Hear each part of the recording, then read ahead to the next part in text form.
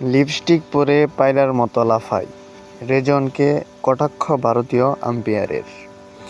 পাকিস্তানের অন্যতম ব্যাটার মোহাম্মদ রেজওয়ান ৩ ফরম্যাটেই পাকিস্তানের ব্যাটিংয়ের মূল স্তম্ভ। পাশাপাশি উইকেটের পেছনেও পাকিস্তানের মূল ভরসার জায়গা রেজওয়ান। তাকে এবার কটাক্ষ করেছে ভারতীয় umpire Anil Chowdhury.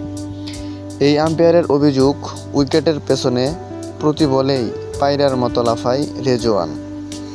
রেজওয়ানের wicket keeping নিয়ে বিরক্তি প্রকাশ করে অনিল বলেন, প্রচণ্ড বেশি আউটের আবেদন করে রেজওয়ান।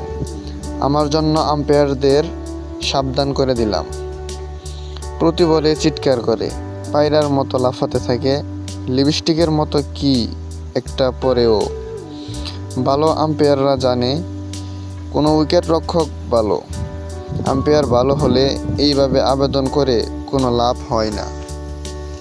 অনিল আরও বলেন, এখন অনেক ধরনের প্রযুক্তি এসে গিয়েছে, এইভাবে আবেদন করে নিজেকে লজ্জায় কেন ফেলে কে জানে। কিছু একটা ভুল হয়ে গেলে দর্শকেরা উইকেট রক্ষককে নিয়েই মশকরা করবে। বর্তমানে রেজওয়ান পাকিস্তানের হয়ে বাংলাদেশের বিপক্ষে রাওয়ালপিন্ডি টেস্টে খেলেছেন।